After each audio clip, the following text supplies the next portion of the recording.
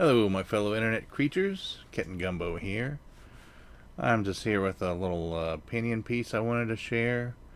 Might be an unpopular one based on the narrative I've seen the last few years, but I also feel like a rebuttal is needed. And no one else is saying it, so I'm going to. The thesis of today's rant is Blockbuster Video was not the Library of Alexandria. Um,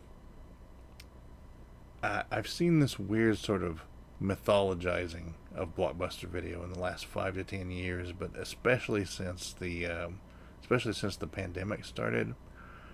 Um, for me, Blockbuster Video was never the best or the worst like video experience.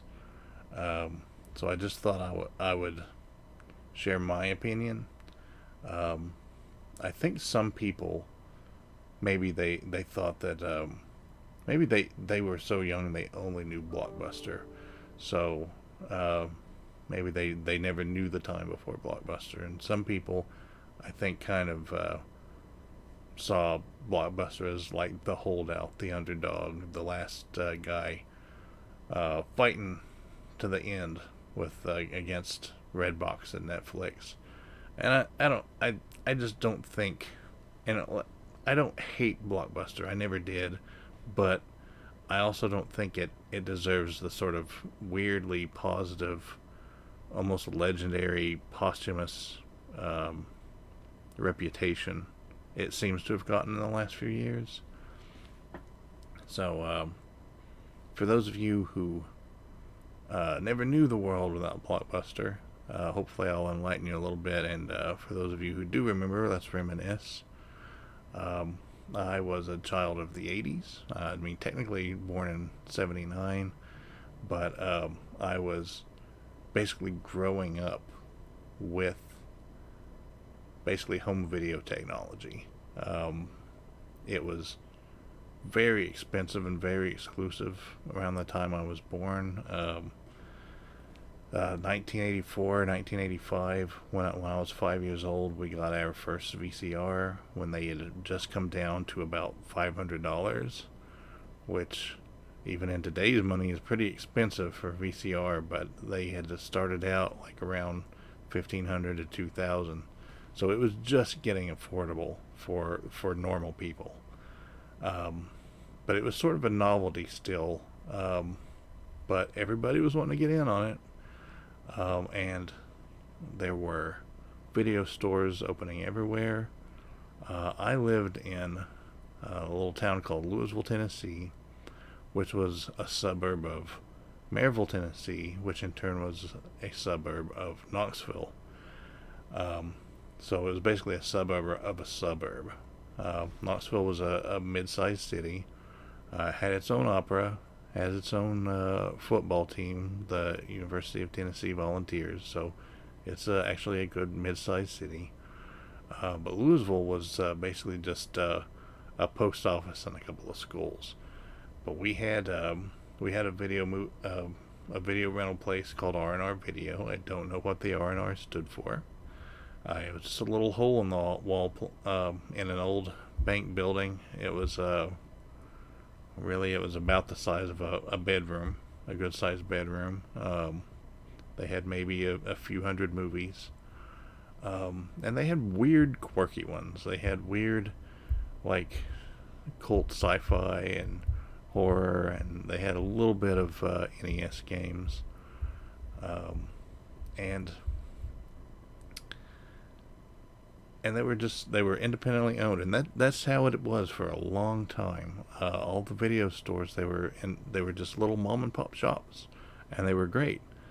And you know, once we pretty much had watched everything at R&R, there was another video store nearby called Showbiz, or I'm sorry, not Showbiz, Showtime. And it was actually, I'm pretty sure it was bigger than the Blockbuster that we eventually got. And they had tons of stuff. They had like old Three Stooges shorts collections that my dad would rent. They had like the Police Academy movies. They had all the James Bond movies. They had all kinds of both classic cartoons, Hanna-Barbera, Warner Brothers, Disney. They had the current cartoons like GoBots, G.I. Joe, Transformers. It was great. It was every bit the experience that Blockbuster would eventually be, and in fact, I would say even more so. And the thing is, we had between like 6 and 10 video stores of like around that caliber, and every store had its own selection. They had their own specialties. There was a place called Top Gun Video, which was like the best place to go for NES games. There was a place called Take 10 that had a lot of old TV shows. There was a place called Picture Show that had a lot of anime and some of the more obscure 80s cartoons. Let's see, there was a place called Lakemont Video out on the highway, and they had a lot of sci-fi and a lot of obscure 80s cartoons too. And there was, I mean, every place had something different, and it was an adventure. You would get in the car with your family or with your friends, and you would go and you would, see what you could find. There wasn't nearly as much hype about movies back then, like between like Return of the Jedi to like Jurassic Park. There was like a 10-year span where there wasn't just like these big tentpole movies like that. Typically, well, actually, I would say 89, but we had a lot of them in 89. We had Indiana Jones and the Last Crusade, and we had Batman, and a few others. 89 was a great year for movies. But, you would go in, maybe you were looking for something in particular, maybe you weren't, maybe you would find it, maybe you didn't. You looked around, you looked at the crazy box art, which sometimes was a lie. And sometimes you picked a movie just based entirely on the box art. And sometimes the results were amazing, and sometimes they were amazingly bad. And it really was an adventure. It was a mystery. It was exciting. And, even in high school, like that's what my best friends and I would do, is we would get in the back. We would, me and my three best friends, we would get in the back of my best friend's Volkswagen Beetle. We would drive around all the video stores, look for video games, look for Doctor Who tapes, look for anime. And by the way, being an American fan of Doctor Who in the late 80s and early 90s was rough, because it wasn't on TV, and very few movie places, rental places carried them, including Blockbuster. None of my Blockbusters within like 100 miles carried Doctor Who. So basically your only options were to go out to like a Sam Goody at one of the major malls, drop $30-40 on a tape. Maybe you'd get a good anime or a good Doctor Who video, or maybe you'd end up with Dragon Half or The Twin Dilemma. It was a real crapshoot. But we were really into MST3K, so we would look for bad movies, and sometimes we would look for things we could all agree on, or we'd all each pick something out and we'd just all suffer through them together. And we discovered some real stinkers, and we also discovered some unexpected gems. And it was the same, when I went to the video store with my family too when I was a kid. And so part of the fun of the video store experience was the social aspect and the mystery and sort of the quest. And Blockbuster kind of eroded that, because Blockbuster was sort of the Walmart of video experience. They may not have the selection that all those mom and pops have, or indeed in some cases, like just the individual mom and pops had. But when it came to the big tent poles, like Jurassic Park, they would have 100 copies. They'd have a wall with like 100 copies. So instead of going to 5 or 6 stores that have 10 copies each and hoping one's in stock, you just go to Blockbuster, and your odds were, twice as good that they would have it at least. Um, and that was,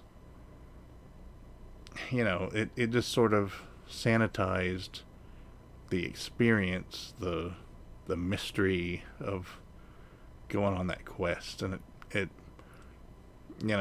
we were excited when Blockbuster first moved into town, but then when we got to know Blockbuster, a lot of the times we could find, especially like the old cartoons we grew up with, the mom and pops would hang on to those, but if they weren't renting well at Blockbuster, then they would clearance those out.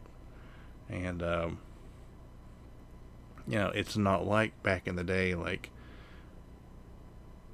I grew up with like Transformers and GI Joe, and once those were off the air, um, you know, and once they were out of the rental stores, you couldn't see them.